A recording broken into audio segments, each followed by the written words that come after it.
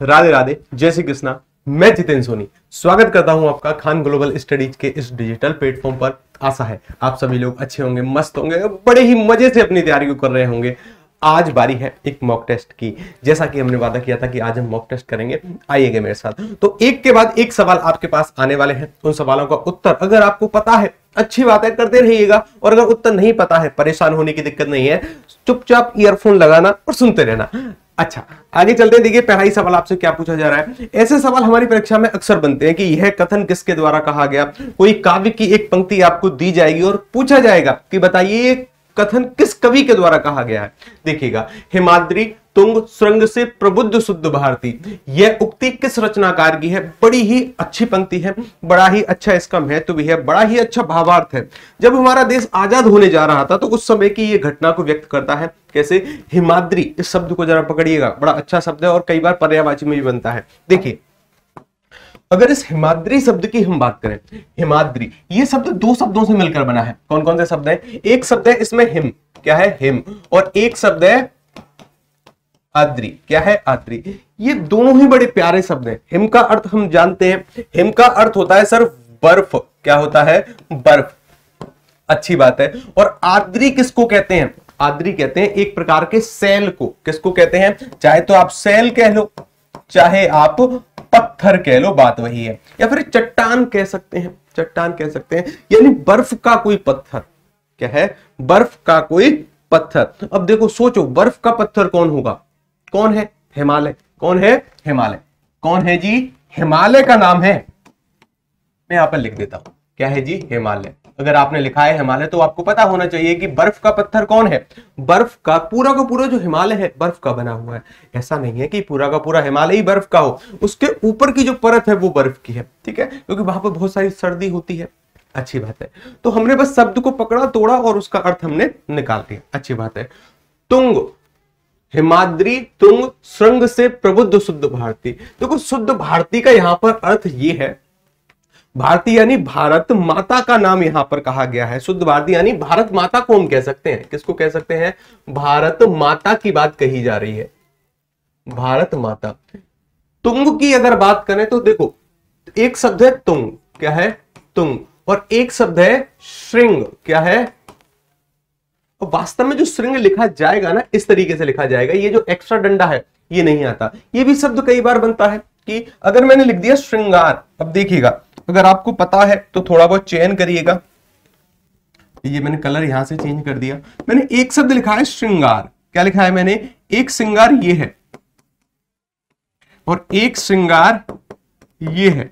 कौन सा वाला श्रृंगार सही होगा? कमेंट करके आप उत्तर मुझे बताएंगे कि ए वाला कि बी वाला। तो ज्यादातर जो बच्चे होंगे ना, वे इस प्रकार से लिखेंगे कि सर श्रृंगार ए वाला सही है, लेकिन ऐसा नहीं है, ऐसा नहीं है। श्रृंगार जो सही है ना, वो सही है हमारा बी वाला। कौन सा सही है? बी वाला सही है, ए वाला बिल्कुल गलत हो जाए। क्यों?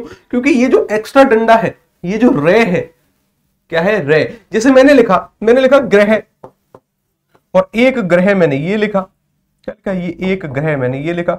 ये दोनों अलग अलग हैं और इन दोनों का अर्थ भी अलग अलग होता है। तो यहां पर जो इस रारत की जो मात्रा आएगी ये नहीं आएगी। श्रृंगार का जो शुद्ध रूप होगा ये होगा। और सबसे अच्छी बात क्या है पता है आपको? कि हमारे जो टाइपिस्ट होते हैं उनको भी नहीं पता, उन्होंने गलत टाइप करके दे दिया। उनकी गलती नहीं है, गूगल को भी नहीं पता। गूगल पर जब भी आप श्रृंगार लिखेंगे ना तो इसी तरीके से लिख कर आएगा। गूगल का जो, यानी जो हमारे कंप्यूटर का कीबोर्ड होता है उसमें ये है ही नहीं, उसमें सिर्फ यही है। तो उनकी भी गलती नहीं है, सीधा यही टाइप होता है, तो आजकल यही चलता है, ठीक है। अच्छा जी, लेकिन इसका शुद्ध रूप क्या होगा अब हमें पता चल गया। अगर हमारे प्रश्न में बनता है उत्तर कर पाएंगे, अच्छी बात है। देखो क्या है? हिमाद्री तुंग श्रृंग से प्रबुद्ध शुद्ध भारती। वास्तव में ये जो पंक्ति है किसकी है? ये पंक्ति है जयशंकर प्रसाद की। किसकी पंक्ति है? जयशंकर प्रसाद की। बड़े ही अच्छे कवि हुए हैं, बड़े ही सराहनीय काम इन्होंने किए हैं। जैसे जैसे हम साहित्य में आगे बढ़ते चले जाएंगे, मैं आपको बताता हुआ चला जाऊंगा। अभी कुछ बातें जानना इनके बारे में, अभी कुछ बातें जानना।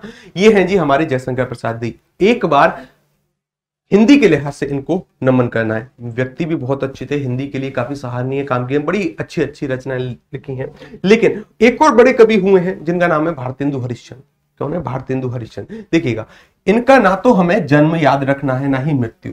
समानता पूछी नहीं जाती। समानता कि इनका जन्म कहां हुआ, कब हुआ, किस सन में हुआ, ये कब दुनिया से चले गए, कुछ नहीं पूछा जाता। इनके कार्य महत्वपूर्ण होते हैं। कार्य यानी इनकी कौन कौन सी रचनाएं महत्वपूर्ण है, जरा ध्यान से देखिएगा। मैंने एक लिखा है प्रेम मल्लिका, बड़ी ही फेमस रचना है, पूछी जाती है। एक है जी प्रेम माधुरी, ये भी पूछी जाती है। एक है प्रेम तरंग, ये भी कई बार पूछी गई है। एक है अंधेर नगरी, ये कई बार पूछी गई है। भारत दुर्दशा और कृष्ण चरित्र, ये कई बार पूछी गई हैं। बस इनकी मुख्य रचनाएं याद रखोगे तो बहुत अच्छा रहेगा। आगे चलते हैं, देखिएगा अगला सवाल क्या है हमारे लिए। अगला सवाल ये रहा, रस से संबंधित आपसे माफी चाहूंगा, रस से संबंधित एक सवाल, माफी चाहूंगा, रस से संबंधित एक सवाल आपसे पूछा गया है। क्या पूछा गया है, देखिएगा। शांत रस का स्थायी भाव कौन सा होता है? शांत रस का स्थायी भाव क्या होगा, कमेंट करके आप मुझे बताएंगे। पहले थोड़ा बहुत इतिहास जानते हैं। इतिहास कैसे, देखिए मैंने एक शब्द लिखा है आपके सामने, रस। किसको इस शब्द का अर्थ पता है? किस किस को अर्थ पता है, जरा हाथ खड़ा करना अपना। जी हाँ, बिल्कुल आपने सही कहा। रस का शाब्दिक अर्थ क्या होगा? रस का शाब्दिक अर्थ हो जाएगा सर आनंद। क्या हो जाएगा? आनंद। अब आनंद को कई लोग इस प्रकार से लिखते हैं और आनंद को कई लोग लिखते हैं इस प्रकार से। किस प्रकार से लिखते हैं? आनंद को कई लोग लिखते हैं इस प्रकार से। तो दोनों ही सही है, घबराना नहीं है। अंकी बिंदी को हटाने का नियम मैं आपको बता चुका हूं कि किस प्रकार से अंकी बिंदी हटाई जाती है। कैसे? जैसे मैंने एक शब्द लिखा है यहां पर अंत, और अंत को कई लोग इस प्रकार से भी लिखते हैं, ठीक है ना। एक शब्द लिखा मैंने अलंकार, क्या लिखा?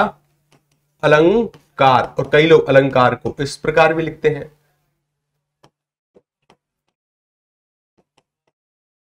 कई लोग अलंकार को इस प्रकार भी लिखते हैं। मैंने एक शब्द लिखा गंभीर, क्या लिखा? गंभीर। कई लोग गंभीर को इस प्रकार भी लिखते हैं, लिखते हैं ना। अब देखो एक अंतर देखना, एक अंतर। जैसे मैंने वहां लिखा आनंद, क्या लिखा मैंने? आनंद, और आनंद को कई लोग इस प्रकार से भी लिखते हैं, आनंद, ठीक है ना। सर ये अंतर कैसे? अब अंतर कहां है, थोड़ा सा ध्यान से देखिएगा। यहां पर जो मैंने अंकी बिंदी का प्रयोग किया है, यहां पर ये अंकी बिंदी नाम में परिवर्तित हो रही है। कहां हो रही है? नाम है। और यहां पर जो अंकी बिंदी है ये अंगा में परिवर्तित हो रही है। यहां पर जो अंकी बिंदी है सर ये मां में परिवर्तित हो रही है, यानी इसका जो उच्चारण हो रहा है वह मां की तरह हो रहा है। उच्चारण करके देखो, देखो यहां पर अंत आपने बोला, क्या बोला? अंत, यानी ना उच्चारित किया आपने, अंकी बिंदी को ना में पढ़ा, अंत ना बोला ना। अब देखो यहां पर पढ़ो जरा, गंभीर, यहां पर आपने अंकी बिंदी को मां में उच्चारित किया, गंभीर। सर ये अंतर कैसे है, ये अंतर कैसे हो गया? बड़ी ही अच्छी बात है। देखिए मैंने आपको ना वर्ग पढ़ाए हैं, वर्णमाला के अंतर्गत हमने पढ़े हैं कि अगर आपके सामने का वर्ग है, क्या है? का वर्ग। अगर आपके सामने चा वर्ग है, क्या है? चा वर्ग। अगर आपके सामने टा वर्ग है, क्या है? टा वर्ग है। अगर आपके सामने क च ट त प, ये पूरे वर्ग हो गए, पा वर्ग। अब सर इससे तात्पर्य क्या है? इससे बहुत अच्छा तात्पर्य, यहां देखिएगा। हमें पता है कि का वर्ग के अंतर्गत 5 व्यंजन आते हैं। कौन कौन से आते हैं? एक सर आता है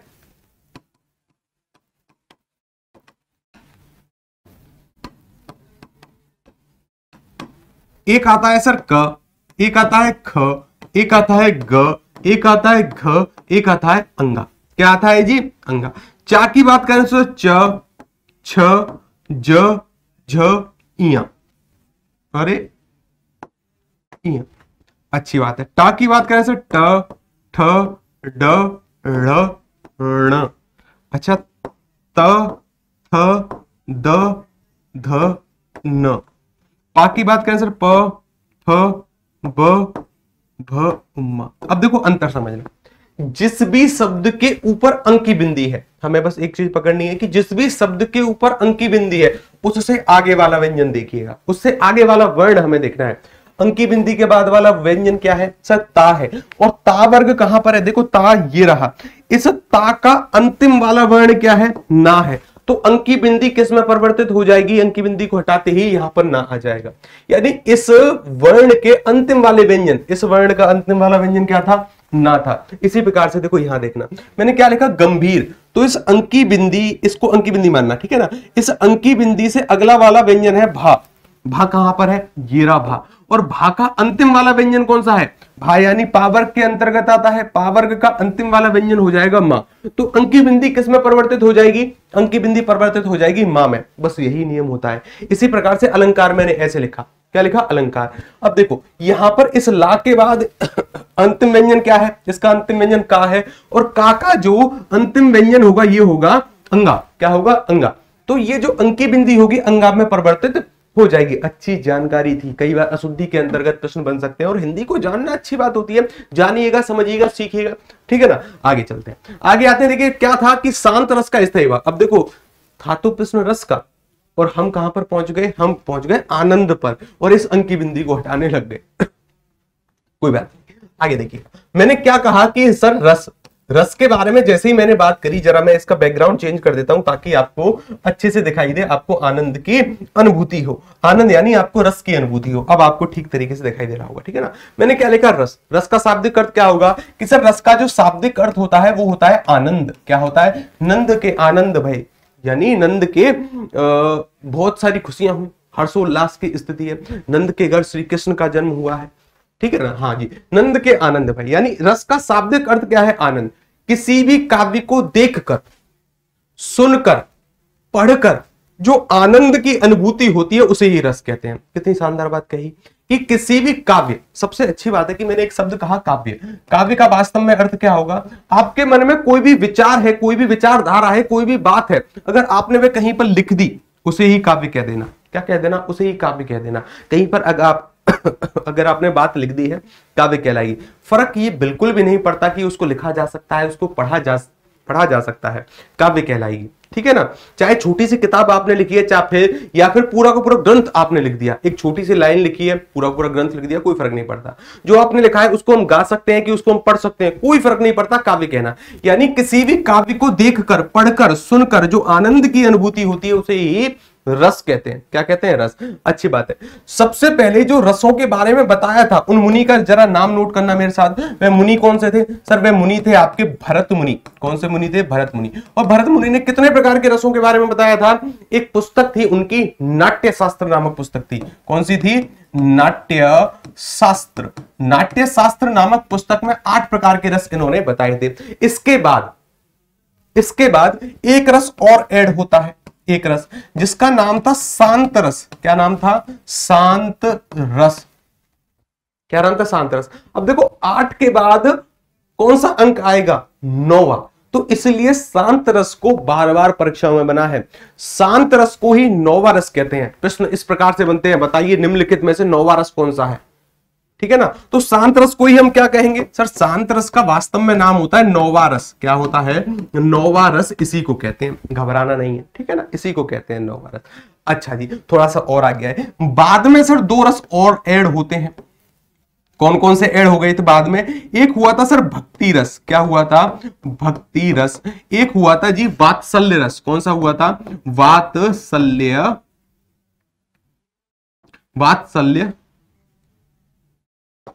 रस। कौन सा होता है? वात्सल्य रस। तो अब टोटल संख्या कितनी हो गई? 11 हो गई। अब देखो 9 तो यही थे, 9वां रस इसको कह दिया, यानी अब 2 और ऐड हो गए, तो 9 और 2 11। क्या है? 11। तो कुल संख्या अगर पूछी जाए रस की, अब देखो यहीं से प्रश्न बनते हैं, बस चीजों को समझना है हमें।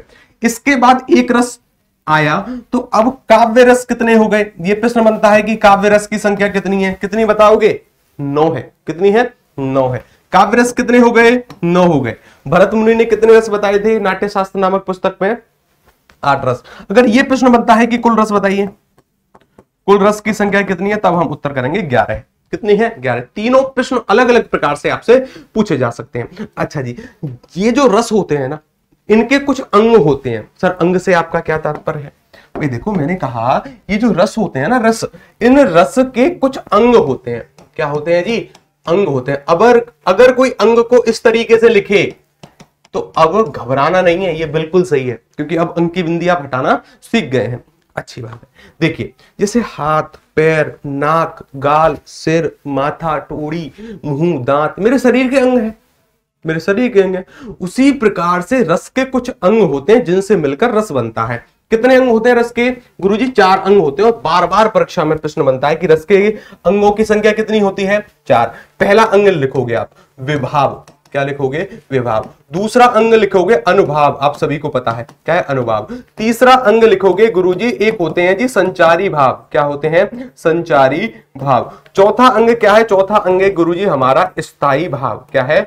स्थायी भाव। कितने अंग हो गए जी? अंग हो गए 4। लेकिन जब भरत अच्छी परीक्षाओं में, यानी अच्छी परीक्षा यानी ग्रेड बी की परीक्षा जिसमें 4200 ग्रेड पे के अंतर्गत आप कोई भी पद सम्मिलित कर सकते हैं, वहां पर एक प्रश्न बनता है बार बार। क्या बनता है कि भरत मुनि ने जो पुस्तक लिखी थी नाट्य शास्त्र, उनमें इनमें से किस अंग के बारे में जानकारी नहीं मिलती। यानी भरत मुनि को रस के 3 अंगों के बारे में तो पता था, एक अंग के बारे में उन्हें जानकारी नहीं थी। वह अंग कौन सा है? बड़ा ही शानदार प्रश्न है, ठीक है ना। नाट्य शास्त्र में किस अंग के बारे में जानकारी नहीं मिलती? ये जो पहली पुस्तक है जिसमें रसों के बारे में जानकारी मिलती है, किस अंग का वर्णन नहीं मिलता?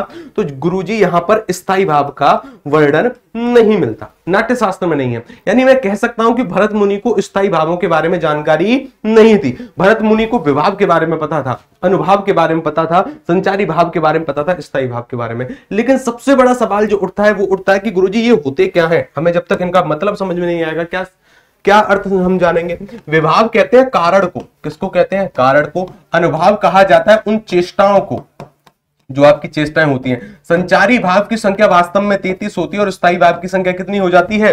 9 हो जाती है। नोट कर लो कहीं पर, ठीक है ना। कारण से मतलब क्या होगा? अभी समझ में आएगा, लो अभी समझ में आएगा, 1 मिनट, ठीक है ना। अभी समझ में आएगा कि कारण किसे कहते हैं और बड़े अच्छे से समझ में आएगा, मैं जानता हूं। देखिए मानकर चलो ये है आपका विद्यालय, ये क्या है?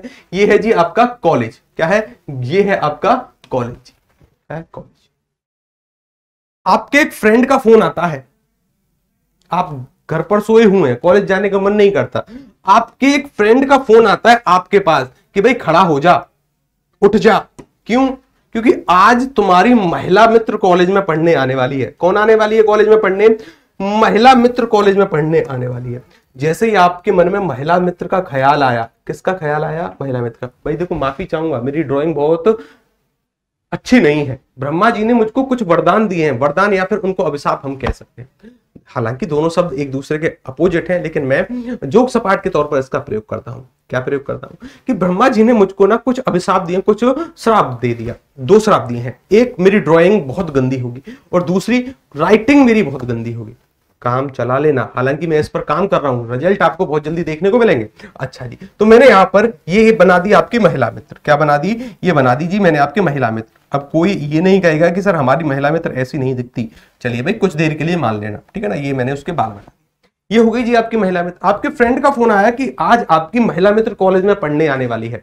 तुरंत आप क्या करोगे? तुरंत फटाफट से तैयार होंगे, फटाफट से बैग लिया, परफ्यूम लगाया, तुरंत कॉलेज के गेट पर जाकर पहुंच गए। तुरंत कहां हुआ? तुरंत कॉलेज के गेट पर हम जाकर पहुंच गए। यानी मैं कह सकता हूं कि आपके मन में रति का भाव जगा। किसका भाव जगा? रति। सर ये कौन सी बला है? भाई रति का शाब्दिक अर्थ होता है प्रेम, यानी आपके मन में प्रेम जगा। क्या जगा? प्रेम जगा। अब इस प्रेम को जगने का कारण क्या है? किसके कारण से जगा प्रेम? और दिन क्या होता था, कॉलेज जाने का मन ही नहीं करता था। 11 बजे उठते थे, 12 बजे उठते थे, लेकिन आज तो जल्दी उठे, तुरंत परफ्यूम लगाया, नाश्ता वास्ता किया, बैग लिया, कॉलेज के गेट पर। कहां पहुंच गए? कॉलेज के गेट पर। किसके कारण हुआ? आपकी महिला मित्र के कारण हुआ। किसके कारण हुआ? आपके मन में प्रेम किस भाव से आया? किसके कारण आया? महिला मित्र के कारण। तो मैंने वही कहा, जो कारण होगा उसे विभाव कह देना। यानी इस स्थिति में कारण क्या है मन में भाव उत्पन्न होने का? आपकी महिला मित्र। क्या है? महिला मित्र। तो जो कारण होगा वही विभाव होगा। अच्छा जी सर हमको विभाव समझ में आ गया, बहुत अच्छी बात है। अब जैसे ही आपकी महिला मित्र, मान के चलना कि ये कॉलेज का गेट है, ये है कॉलेज का गेट, ये रहा कॉलेज का गेट। जैसे ही महिला मित्र कॉलेज के गेट से अंदर जाती है, आप यहां पर उनका इंतजार कर रहे हैं और आपने उनसे कह दिया कि आज आप बड़ी सुंदर दिखाई दे रही हैं, आज आप बड़ी सुंदर दिखाई दे रही हैं। तो आपने कुछ चेष्टा करी, क्या करी? आपने कुछ प्रतिक्रिया करी, कुछ कहा उनसे कि आज आप बड़ी सुंदर दिखाई दे रही हैं। तो जो भी आपकी चेष्टाएं होंगी वो किसके अंतर्गत आएंगी? वो आ जाएंगे अनुभाव के अंतर्गत। अनुभाव यानी आपकी चेष्टाएं, आपने कुछ कहा, कुछ प्रतिक्रिया करी, कुछ चेष्टा करी, इसको हम क्या कहेंगे? इसको कह देंगे गुरुजी अनुभाव हो गया। क्या हो गया? अनुभाव। अब अनुभाव ना 4 प्रकार से होता है। कितने, यानी 4 प्रकार से हम चेष्टा कर सकते हैं, जिसमें से 2 से हमारे प्रश्न बनते हैं। 2 कौन कौन सी हैं, एक मिनट ऊपर लिखने की कोशिश करूंगा, ठीक है ना। देखो जगह पड़ गई थोड़ी सी कम, कोई बात नहीं, जगह पड़ गई थोड़ी सी कम, लेकिन फिर भी जानना, एक चेष्टा हमारी ऐसी हो सकती है जिसको हम कहते हैं सात्विक। क्या कहते हैं, कैसी चेष्टा हो गई, सात्विक। एक चेष्टा हो गई सर जिसको हमने नाम दे दिया कायिक। क्या नाम दे दिया, कायिक चेष्टा। क्या नाम दे दिया, कायिक चेष्टा। सात्विक चेष्टा और कायिक चेष्टा, सर अंतर क्या है। देखो सात्विक से आपको क्या समझ में आया कि जो प्रतिक्रिया, जो चेष्टा स्वतः ही हो जाए। स्वतः कैसे, अगर आपकी महिला मित्र आपसे पेन मांगती है कि आज मैं पेन लाना भूल गई, पेन मुझे दे दो, तो उसको पेन देते समय हाथ ऐसे हमारे कपते हैं कि लो पेन लो, या फिर उसने हमसे पानी मांगा, या फिर उसने हमसे किताब मांगी, कोई नोट्स मांगे, तो उसको देते समय ना हम लाल पीले से हो जाएंगे। हमारे अंदर एक प्रकार का कंपन सा आएगा कि गुरुजी जिसको हम पसंद करते हैं उसने हमसे बात कर ली, उसने हमसे बात करी, बात ही करी है, ठीक है ना। तो उसको पेन देते समय, उसको किताब देते समय हाथ थोड़े से कपेंगे। तो ऐसी प्रतिक्रिया जो स्वतः ही होती हो, कैसे, अगर कोई माता कई वर्षों के बाद अपने बच्चे से मिलती है तो स्वतः ही उसकी आंखों से आंसू आने लगते हैं। क्या आने लगते हैं, आंसू। ऐसी क्रियाओं को, ऐसी चेष्टाओं को हम किसके अंतर्गत रख सकते हैं, सात्विक। किसके अंतर्गत, सात्विक, ठीक है ना। जो स्वतः ही हो जाए, स्वतः ही हो जाए। शरीर का लाल पीला होना, भय के कारण या फिर रोमांच के कारण रोंगटों का खड़ा होना, आंसू आना, पसीने आना, खड़े के खड़े रह जाना, बेहोश हो जाना, तो ऐसी क्रिया जो स्वतः होती हैं सात्विक है। अच्छी बात है। लेकिन अगर आपने कुछ जानबूझकर किया है, जैसे ही महिला मित्र कॉलेज के अंदर आती है तो तुरंत आप उससे कहते हैं कि आज आप बड़ी सुंदर दिखाई दे रही हैं, क्या ये स्वतः हुआ, नहीं, आपने जानबूझकर कहा, आपने जानबूझकर कहा। ऐसी जितनी भी चेष्टाएं जो जानबूझकर संपन्न होती हैं, किसके अंतर्गत रखोगे, उनको रखोगे कायिक के अंतर्गत, ठीक है ना। कायिक, यही सामान्यता पूछी जाती है। और कायिक चेष्टा है ना, सॉरी माफी चाहूंगा, जो सात्विक होती हैं, ये 8 प्रकार की हो सकती हैं, उतना डीप में जाने की आवश्यकता नहीं है। अच्छी बात है, हाँ जी। और जो संचारी भाव होंगे कितने प्रकार के होंगे, 33 प्रकार के। यहां पर भी एक पेज फंसता है। पेज क्या है कि गुरुजी एक 34वां संचारी भाव और ऐड करने की कोशिश करी गई थी, यानी 33 के बाद नंबर आता है 34वां। नोट करके कहीं लिख लो कि 34वां जो संचारी भाव है, इसका विचार किसने दिया था, इसका विचार दिया था एक मुनि हुए हैं आपके, जिनका नाम है देव मुनि। क्या हुआ, देव मुनि। और देव मुनि ने कहा था कि छल जो है उसको 34वां संचारी भाव बना दो। लेकिन कई सारे व्याकरणों को समझ में नहीं आया, उन्होंने माना ही नहीं, तो यह सुझाव रद्द कर दिया गया। लेकिन हमारी परीक्षा में प्रश्न बनता है कि 34वें संचारी भाव का सुझाव किसने दिया, मुनि थे देव, लेकिन जिसको सम्मिलित नहीं किया। स्थायी भावों की संख्या कितनी है, स्थायी भावों की संख्या है 9। कितनी है, 9। लेकिन सर रस कितने होते हैं, रस होते हैं सर 11। कितने होते हैं, रस होते हैं 11। 9 ही स्थायी भाव कैसे भाई, 10, सॉरी माफी चाहूंगा, 11 रस हैं तो 11 स्थायी भाव होने चाहिए, नहीं। देखिए जो रति होता है, जो हमारे मन में उत्पन्न होता है, यानी प्रेम, इसके 3 भेद होते हैं। कितने भेद होते हैं, 3। एक प्रेम तो वो हो सकता है जो नायक नायिका के बीच में हो, उसको दाम्पत्य रति कहते हैं। दाम्पत्य यानी दंपति का अर्थ होता है पति और पत्नी का जोड़ा। ऐसा प्रेम जो नायक और नायिका के बीच में हो, मैं यहां पर नायक नायिका लिख देता हूं, क्या लिख देता हूं, या फिर दाम्पत्य रति मैंने लिख दिया। क्या लिख दिया, दाम्पत्य रति, ठीक है ना, हम समझ गए। एक सर प्रेम वो भी तो हो सकता है जो भक्त अपने भगवान से करता है, वो भी तो प्रेम है भाई। आपके कोई इष्ट देव है, कोई ईश्वर है, आपके मन में उनके प्रति प्रेम है, तो वो भी तो एक प्रकार का प्रेम ही है, वो भी तो रति है। यानी उसको मैं भक्ति रति कह सकता हूं, यानी भक्ति रति यानी भक्ति प्रेम। एक प्रेम वो भी तो हो सकता है जो माता अपने बच्चे से करती है, एक प्रेम वो भी है। हाँ जी, तो वात्सल्य, वात्सल्य अर्थात मैं कह सकता हूं कि जो श्रृंगार रस होता है, जो भक्ति रस होता है और जो वात्सल्य रस होता है, तीनों का स्थायी भाव रति होगा। क्या होगा, तीनों का स्थायी भाव रति। अब देखो कुल रस की संख्या है 11, कुल रस की संख्या है 11, लेकिन 3 रस का एक ही स्थायी भाव है, तो इसलिए स्थायी भाव की संख्या कितनी रह गई, सिर्फ और सिर्फ 9 रह गई। कितनी रह गई, 9 रह गई। समझ पा रहे हो, अच्छी बात है। अब चलते हैं अपने क्वेश्चन की तरफ। क्वेश्चन क्या था जी, हमारा क्वेश्चन ये रहा, देखिएगा मैंने क्या कहा कि शांत रस, जिसको 9वां रस भी कहा जाता है, लिख लो क्या कहा जाता है इसको, इसी को 9वां रस कहते हैं। क्या कहते हैं? नौवां रस। इस नौवें रस का जो स्थायी भाव बताया गया वो बताया गया निर्वेद। क्या बताया गया? निर्वेद। एकदम शांत की स्थिति, निर्वेद, मन में कुछ है ही नहीं, ठीक है ना, निर्वेद।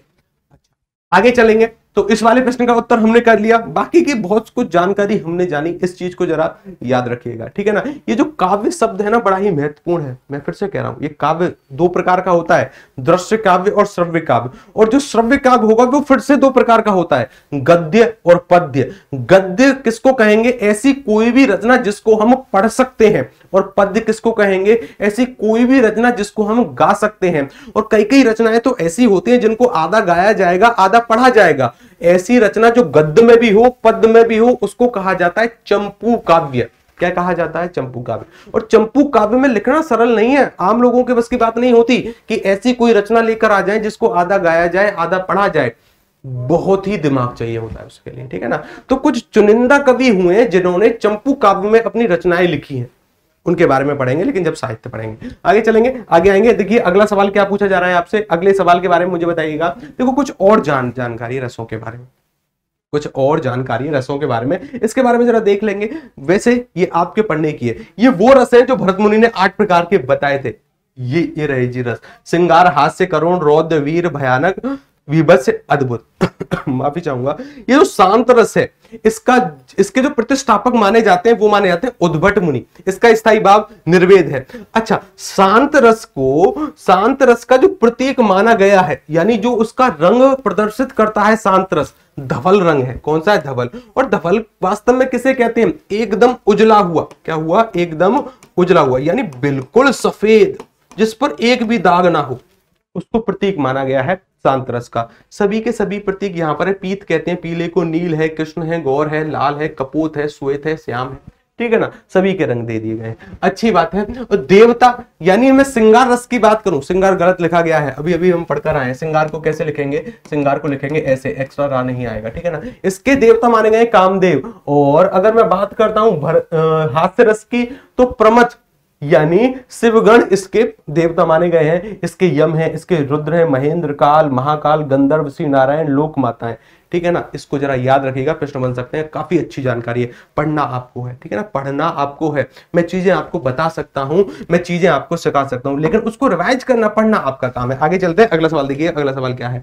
अगला देखो, और कुछ जानकारी है। श्रृंगार रस गलत लिखा है, हमें पता है, जरा मुझे शुद्ध रूप लिखकर बताओ। इनके सभी के स्थायी भाव मैंने दे दिए गए, सभी के स्थायी भाव मैंने दे दिए गए। अगला सवाल, रोगी के लिए दवा लाइए, वाक्य में कौन सा कारक होगा? रोगी के लिए दवा लाइए। फटाफट से बताएंगे कि इस वाक्य में किस प्रकार का कारक सम्मिलित किया गया है। मैं वेट कर रहा हूं आपके उत्तरों का, मैं वेट कर रहा हूं जी आपके उत्तरों का। फटाफट से मुझे उत्तर बताएंगे, जब तक मैं पानी पी लूं, अगर आपके आज्ञा हो तो। जी हाँ, थोड़ा सा जल ग्रहण कर लिया जाए, थोड़ा सा पानी पी लिया जाए। चलिए, जब तक आप उत्तर करो, उत्तर करके बताओ जी, तब तक मैं थोड़ा सा पानी पी लेता हूं, मेरा भी काम हो जाएगा, आपके उत्तर कर देंगे। आपको भी उत्तर करने के लिए पर्याप्त समय। वास्तव में ये जो सवाल है ना, 6 सेकंड से ज्यादा का नहीं है, 6 सेकंड से ज्यादा का नहीं है। अपना जो लक्ष्य है ना, हिंदी के अंदर कोई भी परीक्षा हो, हिंदी में हमारे फुल आउट ऑफ फुल आने चाहिए। क्या आने चाहिए? Full out of full. ये मैं लक्ष्य लेकर चलता हूं। अब ये लक्ष्य आपके बिना संभव नहीं हो सकता। कुछ मेहनत मैं करूंगा और कुछ मेहनत आपको करनी है। आपको कौन सी मेहनत करनी है जी?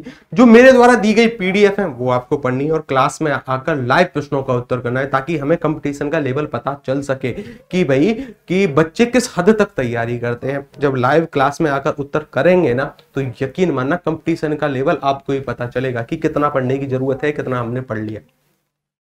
अच्छी बात है। और मैं कुछ पीडीएफ आपको प्रोवाइड कराऊंगा, वो जरा पढ़िएगा, सब कुछ अच्छा होगा। चलिए, रोगी के लिए दवा लाइए। अब मुझे पता है कि सर कारक जो क्रिया की उत्पत्ति में सहायक होते हैं, क्रिया की उत्पत्ति में कौन सहायक होता है? कारक। कैसे सर, कैसे सहायक होगा? जैसे देखो, कैसे कहेंगे कारक? मैंने कहा बाल्टी पानी भर दो, बाल्टी पानी भर दो। मैंने आपके सामने एक वाक्य लिखा, जरा पढ़ना है इसको एक बार फिर। मैंने क्या लिखा? बाल्टी पानी भर दो। तो कुछ अजीब लगा ना हमें, बहुत अजीब लगा जी। ये वाक्य सही नहीं है। वास्तव में क्रिया अपना अर्थ प्रकट कर ही नहीं पा रही, लेकिन अगर मैं इसमें एक कारक जोड़ दूं, मैंने जोड़ दिया बाल्टी में। अब पढ़ो जरा, बाल्टी में पानी भर दो। हाँ गुरुजी, अब हमें अर्थ ठीक से समझ में आने लगा। यानी जो क्रिया की उत्पत्ति में सहायक होता है क्या कहलाता है? कारक। ठीक है ना? अच्छा, बहुत अच्छी बात है। ये जो कारक होते हैं ना, वास्तव में हमारी हिंदी में कितने प्रकार के हैं? कारक होते हैं 8 प्रकार के। कई बार कारकों का दूसरा नाम पूछा जाता है हमसे, क्या बताएंगे? कारक का दूसरा नाम होता है परसर्ग, या फिर इसका जो चिन्ह होता है, यानी ये जो है इसको कहते हैं विभक्ति। क्या कहते हैं? विभक्ति। 8 प्रकार के कारक हैं, 8 प्रकार की उनकी विभक्ति है, 8 प्रकार की उनकी विभक्ति है। अच्छी बात है। लेकिन कई बार अच्छी परीक्षाओं में ऐसे सवाल बनते हैं, कैसे कि संस्कृत भाषा जो हिंदी की आदि जननी मानी जाती है, हिंदी की माता के रूप में स्वीकार करी गई है, इस संस्कृत भाषा में कितने प्रकार के कारक थे? बड़ा ही अच्छा सवाल है। देखिएगा, संस्कृत भाषा की जैसे ही मैंने बात करी तो संस्कृत भाषा में कितने प्रकार के कारक थे? संस्कृत भाषा में 6 प्रकार के कारक थे। और हिंदी में 6 को जो लिखा जाता है ना, याद रखिएगा, हिंदी में 6 को इस तरीके से लिखा जाता है। कई बार हम गलती करते हैं, इस तरीके से 6 को लिख देते हैं, जो कि गलत है। ठीक है ना? तो सही रूप कौन सा होगा 6 का? कहीं भी लिखा दिखे तो ये वाला सही होगा, इसको स्वीकार मत करना, गलत हो जाएगा। अच्छा सर, हिंदी की बात करें, हिंदी में कितने प्रकार के कारक माने गए? हिंदी में कारक माने गए 8। कितने? 8। सर ऐसे कौन से कारक हैं, ये भी प्रश्न बना है, ऐसे कौन से कारक हैं जिनका प्रयोग हम हिंदी में करते हैं, संस्कृत में नहीं करते? भाई 2 ज्यादा ही तो हैं। वो ज्यादा 2 कौन कौन से हैं? लिखिएगा, वे 2 ज्यादा हैं। एक तो हम हिंदी में संबोधन कारक का प्रयोग करते हैं। किसका प्रयोग करते हैं? संबोधन कारक का। संबोधन कारक के साथ साथ एक हम प्रयोग करते हैं संबंध कारक का। किसका प्रयोग करते हैं जी? एक हम प्रयोग करते हैं संबंध कारक का। अब संबंध को चाहे मैं ऐसे लिखूं, चाहे संबंध को ऐसे लिखूं, घबराना नहीं है। एक अंकी बिंदी को मैंने मां में परिवर्तित किया और एक अंकी बिंदी को ना में। अब ये अंतर आप समझ चुके हैं कि किस किस प्रकार से मैंने अंकी बिंदी को परिवर्तित किया है। ठीक है, अच्छी बात है। तो संबोधन और संबंध कारक को हम एक्स्ट्रा प्रयोग कर सकते हैं। ये प्रश्न इस प्रकार से भी पूछा जा सकता है कि संस्कृत में किन किन कारकों का प्रयोग नहीं होता? संबोधन का नहीं होता और संबंध का नहीं होता। समझ गए? अच्छी बात है, बहुत अच्छी बात है। अब देखिए, रोगी के लिए हम एक कारक पढ़ते हैं हिंदी के अंतर्गत। अब ज्यादा डीप में तो मैं आपको लेकर नहीं जाऊंगा। 8 प्रकार के कारक हैं, उनमें से एक कारक है आपका अधिकरण। कौन सा है? अधिकरण। अधिकरण की जो विभक्ति होती है, क्या होती है? जो विभक्ति होती है वो होती है मैं और पर। क्या होती है? मैं और पर। संबंध की जो विभक्ति होती है, जहां से संबंध का प्रकट होगा, जहां से संबंध प्रकट होगा, का, की, के, राम की बहन, मोहन का ताऊ। ठीक है ना? इस प्रकार से संबंध जहां से भी प्रकट होंगे। राम की किताब, काकी के, रारी रे, नानी ने, इस प्रकार से। एक होता है संप्रदान। संप्रदान यानी जहां से दान देने का भाव हो, दान यहां पर भी छुपा हुआ है। इसकी जो विभक्ति होती है वो होती है के लिए। क्या होती है? के लिए। अब देखो, क्या वाक्य में के लिए है? रोगी के लिए दवा लाइए, रोगी के लिए दवा लाइए, बिल्कुल यहां पर संप्रदान होगा, 1% भी कोई संशय नहीं है। कई बार के लिए की जगह हम को का भी प्रयोग करते हैं कि भाई रोगी को दवा लाइए, रोगी को दवा लाइए। को का अर्थ वास्तव में के लिए ही होता है, लेकिन को विभक्ति का प्रयोग हम कर्म कारक के लिए भी प्रयोग करते हैं। अगर को का अर्थ के लिए है तब तो संप्रदान होगा, और अगर को का अर्थ कर्म को प्रदर्शित करने के लिए, तब वहां पर क्या अर्थ हो जाएगा इसका? तब वहां पर इसका अर्थ होगा कर्म कारक। आगे सवाल आगे देखो, कुछ अच्छे सवाल मैं आपको कराता हूं कारक से। देखिएगा, शायद दिए हैं। सबसे पहले ना इनकी विभक्ति समझते हैं। कर्ता कारक की ने, कर्म कारक की को, क्या होती है? को होती है। अच्छी बात है। करण कारक की से होती है। संप्रदान की के लिए होती है, जिसका प्रश्न अभी अभी गया। अपादान की भी से होती है, लेकिन करण की भी तो से होती है। करण की होती है साधन या माध्यम के लिए। राधा चाकू से फल काटती है, तो फल काटने का साधन क्या होगा? चाकू होगा, करण कारक होगा। लेकिन मैंने कहा अपादान, अपादान में भी से का प्रयोग होगा, लेकिन अलग करने के लिए, डर के लिए। जब कोई चीज किसी से जन्म लेती है तब भी अलग होती है। जब किसी चीज की किसी चीज से तुलना करते हैं, चीज कहना गलत होगा, वस्तु, जब एक वस्तु की दूसरे वस्तु से तुलना करते हैं तब भी वहां पर अपादान होगा। ये बात, सब बातें आपको जाननी है। संबंध काकी के, रारी रे, नानी ने। अधिकरण की विभक्ति होती है मैं होती है, पर होती है। संबोधन की विभक्ति होती है हे, अरे, अजी। सुनो, अब देखो यहां पर देखिएगा, यहां पर देखो, इस सवाल का उत्तर मुझे चाहिए। क्या सवाल है? जतिन समय से घर आ गया, जतिन समय से घर आ गया। ऐसे सवाल अच्छी परीक्षाओं में बनते हैं।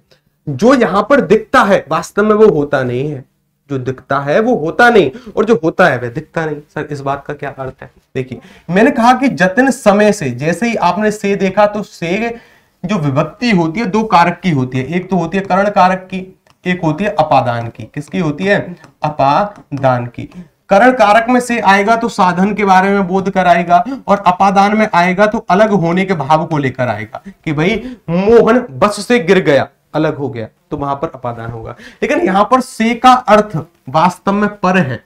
क्या है? वास्तव में पर है कि जतिन समय पर घर आ गया, जतिन समय पर घर आ गया। और पर की जो विभक्ति होती है, देखो हमने कहां पर पढ़ी थी? मैं और पर, ये पढ़ी थी अधिकरण में। वास्तव में यहां पर ना तो करण होगा ना ही यहां पर अपादान होगा, यहां पर उत्तर क्या होगा? उत्तर हो जाएगा जी अधिकरण।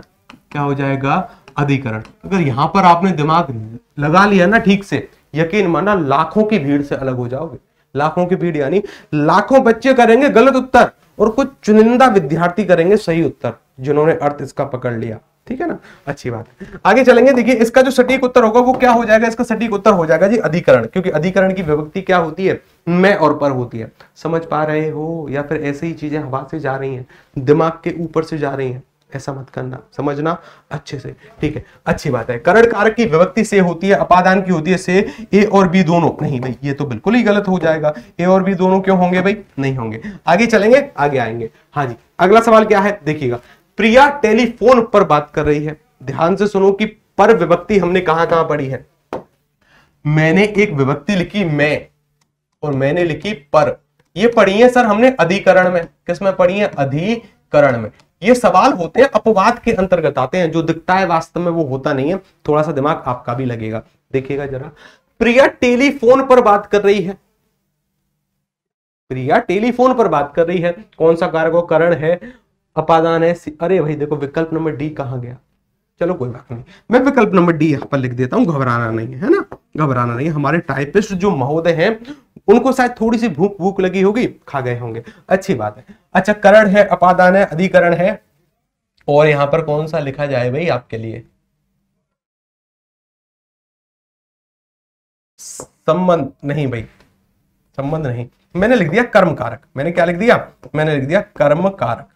चलिए फटाफट से बताइए कि यहां पर उत्तर क्या हो जाएगा सही।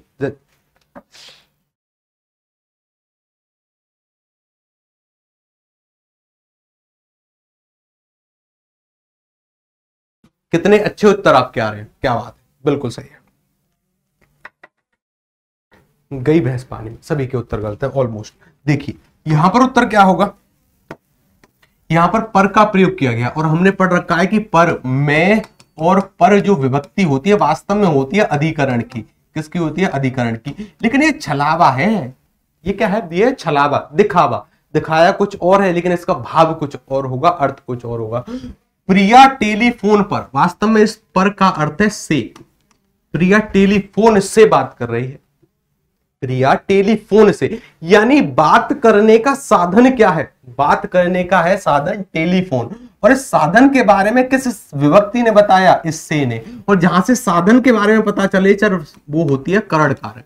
क्या होता है? करण कारक। तो इसका जो सटीक उत्तर होगा अधिकरण बिल्कुल भी नहीं होगा। क्या उत्तर होगा? करण होगा। क्या होगा?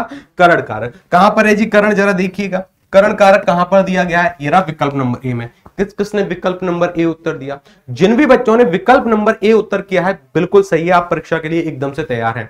अगर कारक से प्रश्न बनता है तो आप उसको अच्छे से टैकल कर पाएंगे, वादा है मेरा। आगे चलेंगे, आगे आएंगे, देखिएगा। चलिए, इनमें से कौन सा शब्द कौशल शब्द का पर्यायवाची नहीं है? बेहतरीन सवाल है, ध्यान से उत्तर करेंगे कि कौशल शब्द का कौन सा पर्यायवाची नहीं होगा। नहीं होगा जी, फटाफट से बताइएगा। 6 सेकंड है एक सवाल के लिए। एक सवाल के लिए मात्र 6 सेकंड मैंने आपको दिए हैं, लेकिन हर एक सवाल की व्याख्या आपके लिए इंपोर्टेंट होगी। क्या होगी? हर एक सवाल की व्याख्या आपके लिए इंपोर्टेंट होगी। अगर व्याख्या आपने ठीक से पकड़ ली, जो मैं बोल रहा हूं उन शब्दों को अगर आपने पकड़ लिया, यकीन मानना एक एक सवाल में 50-50 प्रश्न मैंने सॉल्व कराए हैं, एक एक सवाल में। ठीक है, आगे चलते। इनमें से कौन सा शब्द कौशल का पर्यायवाची नहीं है? अब देखिएगा, इस शब्द को जरा पकड़ो। अगर शब्द पकड़ लिया चीजें आसान हो गई। कौशल जो शब्द है वास्तव में बना है किस शब्द से? वास्तव में बना है, ये एक शब्द से बना है, कुश शब्द से। किससे बना है? मूल शब्द क्या है? मूल शब्द कुश। और कुश में अगर मैंने ला जोड़ दिया, कुश का अर्थ होता है घास। क्या होता है? घास। ला एक उपपद है, इसका अर्थ होता है लाने वाला। क्या होता है? लाने वाला। अगर हम पुराने समय की बात करें तो जो व्यक्ति अच्छे से घास काट कर ले आया अपने पशुओं के लिए उसको हम कहते थे कुशल, यानी अच्छे से घास काट कर ले आया। सर अच्छे से क्या मतलब होता है? अच्छे से ये मतलब है कि अगर आप किसी अनाड़ी व्यक्ति को घास काटने भेज दोगे तो घास से ज्यादा अपनी उंगलियों को, अपने हाथों को चीर फाड़ लाएगा, काट लाएगा अर्थात। ठीक है ना? अगर आप मुझसे कहें कि सर आप घास काटने जाओ तो मुझसे नहीं काटी जाएगी, हो सकता है कि मैं घास के चक्कर में अपनी उंगली गवा बैठूं, उंगली कट जाएगी। जो व्यक्ति पुराने समय, क्योंकि पुराने समय की बात करें तो वहां पर औजारों की कमी थी, सीमित संसाधन थे। अगर वहां पर जो व्यक्ति सीमित समय में अच्छे से, सीमित औजारों के साथ अच्छे से घास को काट कर लेकर आता था तो उसको कहते थे कुशल। क्या कहते थे? कुशल। क्या कहते थे? कुशल। कि भाई काफी कुशल व्यक्ति है। कुशल व्यक्ति यानी अच्छे से घास को काट कर लेकर आता है। बाद में जैसे जैसे समय बढ़ता है, जो भी व्यक्ति अपने काम को अच्छे से करता है, यानी अपने काम को अच्छे से निपुण करता है, अपने काम में दक्ष होता है, अपने काम को ठीक तरीके से करता है, उन सभी को कुशल कहा जाने लगा। उन सभी को हम क्या कहने लगे? कुशल। कुशल यानी भाई अपने काम को ठीक से करता है। वास्तव में इस शब्द का अर्थ होता है घास लाने वाला। क्या होता है? घास लाने वाला। लेकिन जो अच्छे से घास ले आया उसको हम कुशल कहेंगे। बाद में इसी शब्द का प्रयोग अन्य विभिन्न विभिन्न कामों के लिए किया जाने लगा कि अगर आप पढ़ाई में अच्छे हैं तो आप कुशल हैं, अगर आप खेल में अच्छे हैं तो आप कुशल हैं, तो इस शब्द का प्रयोग होने लगा। इसी कुशल शब्द से क्या बना है? कौशल। कौशल का वास्तव में अर्थ होता है योग्यता। क्या होता है? योग्यता। लेकिन अभी रुको, अभी भावनाओं में मत बहो। हमसे पूछा गया कि कौन सा नहीं है, यानी तीन तो होंगे, एक नहीं होगा। देखिएगा, कुशल को हम कला भी कहते हैं कि भाई आपकी कला बहुत अच्छी है, आप काफी कौशल हो, अच्छी बात है। कुशल को हम हुनर भी कहते हैं कि आपका हुनर बहुत अच्छा है। यहां पर एक शब्द है कपाल। क्या है? कपाल। कपाल का अर्थ क्या होगा? वास्तव में जो कपाल का अर्थ होता है वो होता है मस्तक। क्या होता है? हमारा मस्तक। मस्तक कहना, मस्तक से ज्यादा अच्छा जो सटीक शब्द बैठता है वो बैठता है खोपड़ी। क्या बैठता है? खोपड़ी। खोपड़ी भाई कपाल को कहते हैं। किसको कहते हैं? कपाल को। एक शब्द होता है सिर। सिर कपाल को कहते हैं। सर नहीं होता, ठीक है ना? सर नहीं होता, ठीक है ना? अच्छा, मस्तक हो गया, खोपड़ी हो गया, सिर। एक और बड़ा ही प्यारा शब्द है भाल। क्या शब्द है? भाल। भाल भी किसे कहते हैं? भाल भी हम कहते हैं मस्तक को। किसको कहते हैं? मस्तक को। देखिएगा, इसी से मिलता जुलता एक और शब्द है कपाट। क्या है? कपाट। कपाट किसे कहेंगे? कपाट कहेंगे सर हमारे घर की किवाड़ को। किसको कहेंगे? किवाड़ को कपाट कहा जाएगा। किवाड़ हो गई। दरवाजा, डोर, अगर इंग्लिश की बात करें, ठीक है, अच्छी बात है। आगे चलते, देखो यहां पर मैंने जान गया, कपाट की बात करें तो सर किवाड़ है, दरवाजा है, वाल्व है, कवाड़ है, दरवाजा, किवाड़, कुछ इस प्रकार से शब्द होते हैं, ठीक है ना? अंतर करना सीखिएगा। आगे चलते हैं। राजू ने मुझे 2 पुस्तकें दी। इस वाक्य में किस प्रकार का विशेषण प्रयोग हुआ है? बड़ा ही प्यारा शब्द है, ध्यान से उत्तर करेंगे। राजू ने मुझे 2 पुस्तकें दे दी हैं जी, 2 पुस्तकें। तो यहां पर किस प्रकार के विशेषण का प्रयोग हुआ है? किस प्रकार के विशेषण? फटाफट से बताएंगे कि इस वाले वाक्य में किस प्रकार का विशेषण है। ध्यान से उत्तर करेंगे, फिर मैं आगे बढ़ता हूं। 6 सेकंड है आपके पास, ज्यादा समय नहीं है। एक सवाल के लिए 6 सेकंड से ज्यादा समय उचित नहीं होता। देखिए, विशेषण की बात करें, जो शब्द संज्ञा और सर्वनाम की विशेषता बताते हैं, क्या कहलाते हैं? विशेषण कहलाते हैं। कैसे? देखिएगा, मैंने आपके सामने कुछ लिखा। मैंने लिखा कि अगर कोई लड़की, इसको थोड़ी देर के लिए लड़की समझ लेना, ठीक है ना?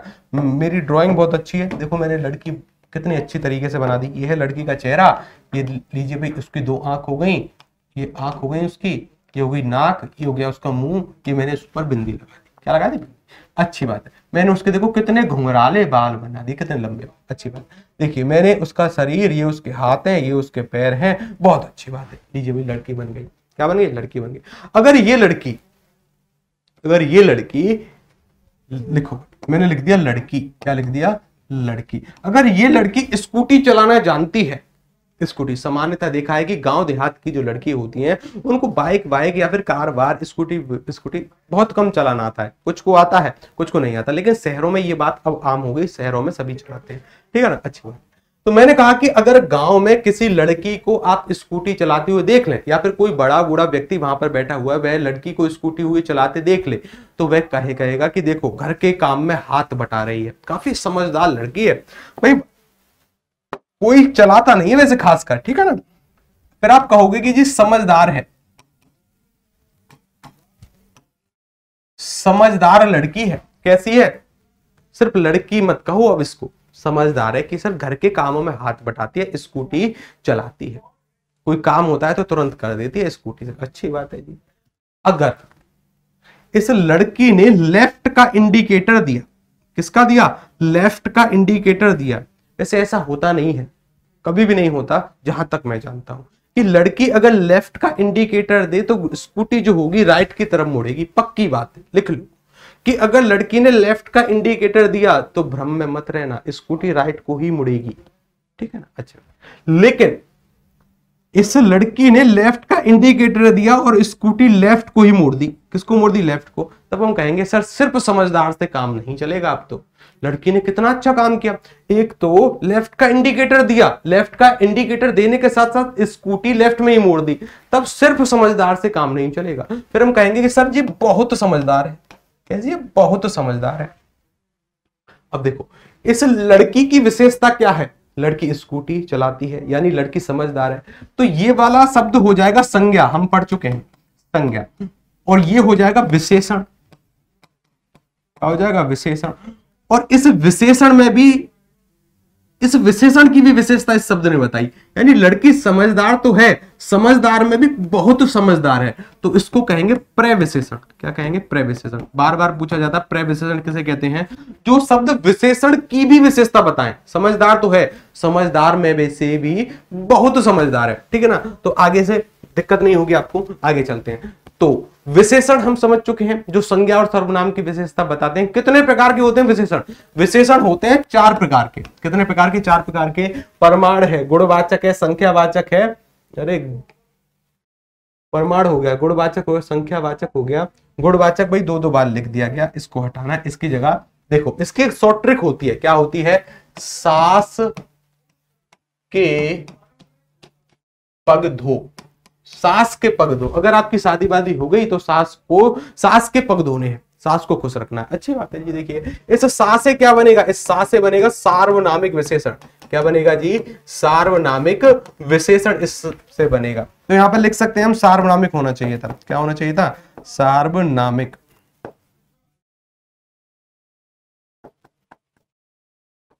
सार्वनामिक विशेषण उत्तर करना। ठीक है ना? अच्छी बात है। इस सा से क्या बनेगा? इस सा से बन जाएगा जी आपका संख्यावाचक। इस पा से क्या बनेगा? परमाणुवाचक। इस गा से क्या बनेगा? गुणवाचक। यानी सास के पग धोने हैं। क्या करने हैं? सास के पग धोने। 4 प्रकार से होता है। अब देखो, राजू ने मुझे 2 पुस्तक दी। आपको संख्या के बारे में पता चला कि पुस्तकों की विशेषता क्या है? पुस्तकों की विशेषता है कि वे 2 हैं। संख्या के बारे में पता चला, तो उत्तर जी हाँ बिल्कुल आपके सही है, संख्यावाचक। थोड़ा सा और आगे आते हैं, आगे चलते हैं। देखिएगा, हाँ जी, समझदार लड़की देख ली। अब देखो कुछ एक्स्ट्रा जानकारी है जो कि सम्मान से रिलेटेड है। ये प्रश्न भी कई बार पूछे जाते हैं कि बताइए व्यास सम्मान से आप क्या समझते हैं। तो जितनी भी जानकारी है व्यास सम्मान, देखिए व्यास सम्मान शुरू होते हैं 1991 में। 4 लाख रुपए की उपहार राशि इसमें प्रदान करी जाती है। पहले व्यक्ति कौन होते हैं? पहले व्यक्ति होते हैं रामविलास शर्मा। रामविलास शर्मा जी को क्या दिया गया था? सबसे पहले व्यास सम्मान दिया गया था। अच्छी बात। देखो व्यास सम्मान एक रचना के लिए हम देते हैं। क्या क्या कुछ होता है इसके बारे में ये सभी मैंने लिखा है। 10 वर्षों के अंतर्गत अगर कोई पुस्तक आपने लिखी है तो उसको व्यास सम्मान की कैटेगरी में रखा जा सकता है, उसको नॉमिनेट किया जा सकता है। व्यास सम्मान संपूर्ण लेखन पर नहीं दिया जाता। व्यास सम्मान केवल एक रचना को प्रदान करते हैं।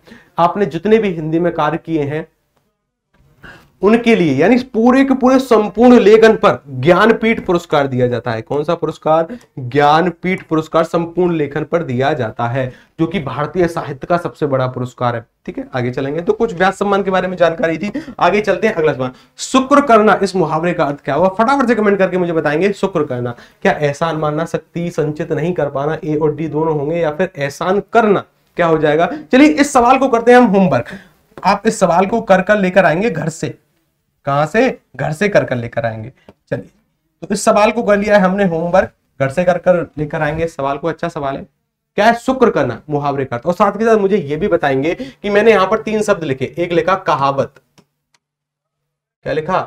कहावत। एक लिखा मैंने लोकोक्ति, क्या लिखा जी? लोकोक्ति।